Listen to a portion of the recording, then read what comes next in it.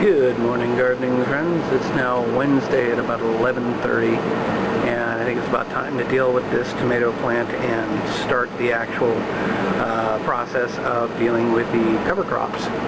So I'm going to go ahead and pull this, but at the same time I want to actually look at the peat pot situation. Remember, I've been saying that I'm really suspicious of these peat pots.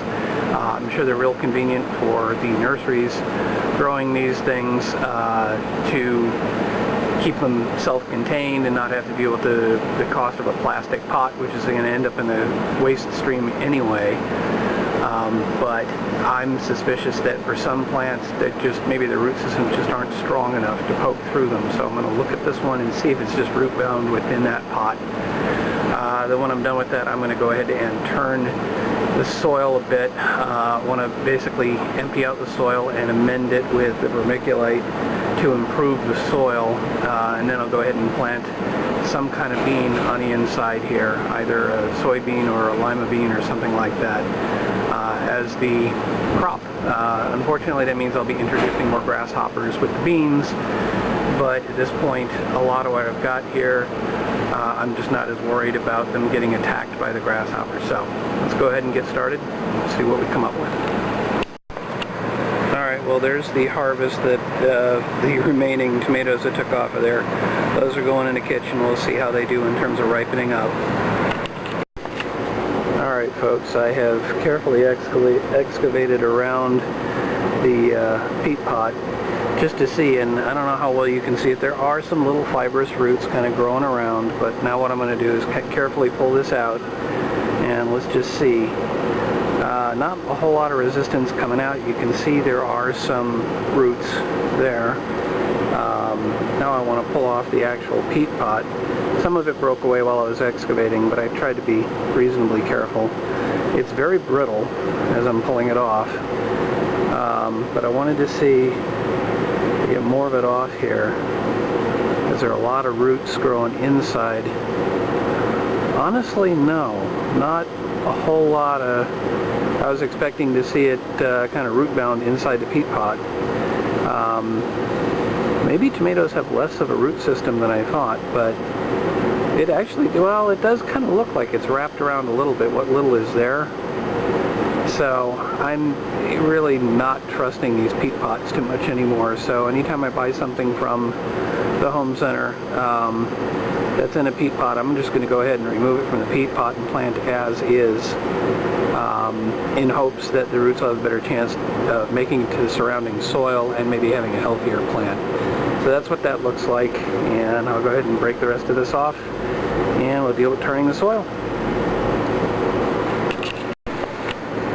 Well folks, it's a few hours later. I got some other things done, but in the interim what I did manage to do is pull all the soil out, incorporate some vermiculite in there, and it's time to plant some seeds. And so what I've decided to do is go ahead and plant some lima beans, mainly in this case because it's a bush type bean. So I'm going to go ahead and throw a few of them in there and we'll see what we get. Let me see if I can get these out of the package.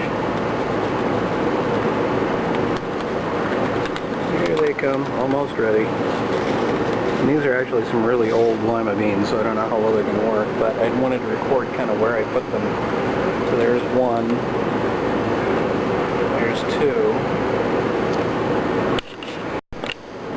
Okay, so hopefully you can see. I've got about 5 beans.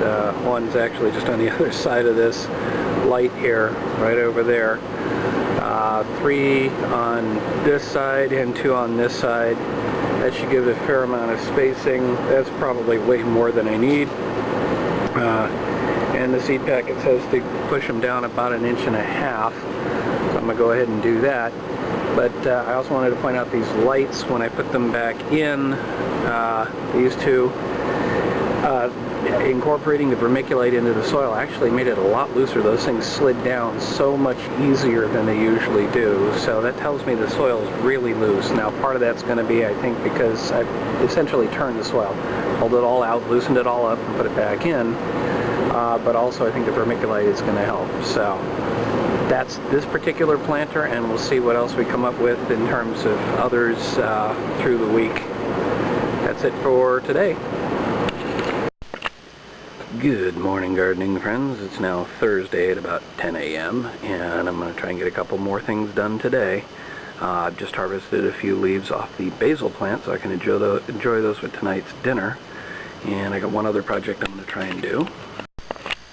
If you look in this planter on the outer ring over here, you can see that the marigold that I had in there has all died. So what I'm going to do is go ahead and replant this one with the plants that I'm planting for the outer ring.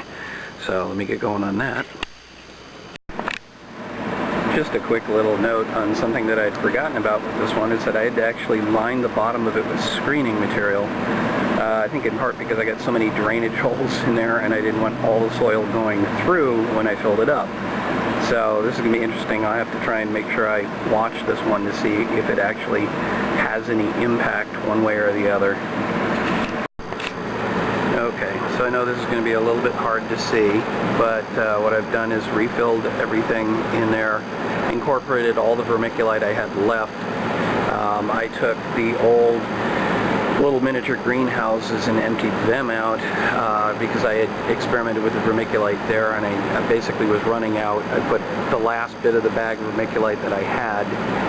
So I've done the best I can in terms of loosening up the soil with vermiculite. It may not be as much as the one I did yesterday, but I'm going to go out and get another bag. I've done that, and then I decided, you know what, there's no reason why I can't have both marigold and broomcorn on the outer ring, so that's what I'm doing. The marigold is on the far end. I dug a furrow over there and put some seeds in there, and I can actually still see a couple on the surface. I need to put those back under. Then I put the broomcorn on the sort of the near side closest to us. Dug a little furrow right here, so broomcorn here and marigold further out. Because the marigold's going to be shorter than the broomcorn, and I wanted to still be able to get the sun rather than being shaded by the broomcorn. So that's what I've done with this one. That's what I'll do with the others as I start going through each one where the vegetation has just died. And that's it for this particular little part of the project. Good morning, gardening friends. It's now Friday at a little before 10:30, and not the best time for lighting, but I just want to give you a quick update because I'm going to go help my brother move his family to a new place. It's all good, but I just wanted to give you the quickie update on what I did yesterday, which was, I don't know how easy this is going to show, but I basically built up a cage around that one tomato in the big planter. It was kind of falling all over the place, basically reaching for the sun, but also starting to get weighed down under its own leaves and a couple of fruits on there. Tons of flowers. I'm waiting for those to pop. I can see at least 2 fruits up there. Anyway, I basically built a bamboo cage instead of the traditional rings of steel, if you will. So that's what I've got there. Hey, check it out. I've got a flower on the one of the strawberry plants. I thought these had pretty much finished producing, but if I got flowers, I'm going to get fruit, so that's a good thing. I also finally cut off the one hard rock tomato that was on there that had the blossom end rot, and cut it open. There wasn't many seeds to save. These things really are mostly meat, and actually tasted fairly good. I just cut off the bad part and went ahead and ate it. It was good. So I'm going to cut off the rest of them soon so that the plant will have more energy to grow bigger and produce more fruit.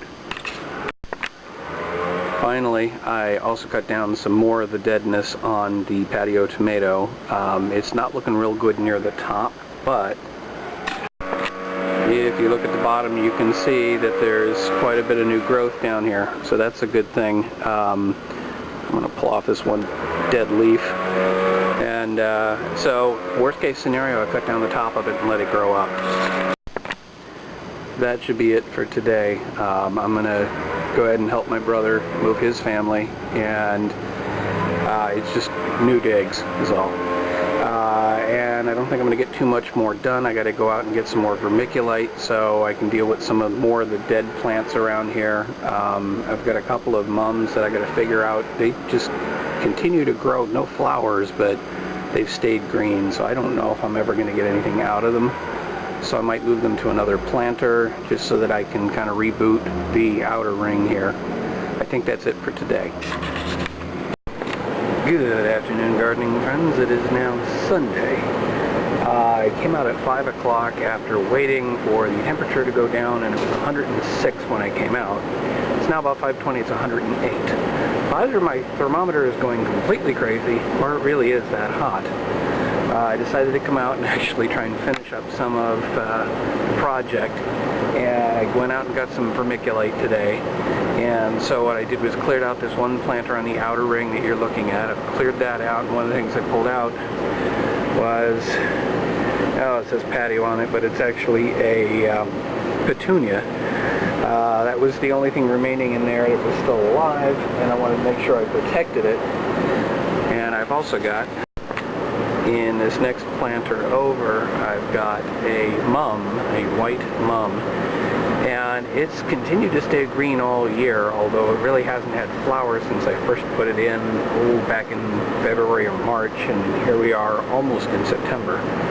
So I'm going to go ahead and pull that one out and make sure I put it in some rather soft soil, and then I'll be able to clear out the rest of that planter and plant it all out with seeds. Okay folks, it's now 5:40, and maybe it's about 20 minutes later.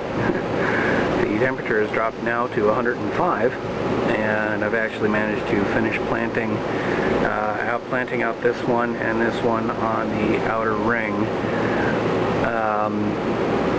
I planted the marigold and the broom corn as I did with the other one earlier in the week. The broom corn, I think I dropped a few more seeds than I intended to, but then again, I'm not too sure what the germination rate is going to be on these, so if it goes crazy, I'll pull excess ones or whatever.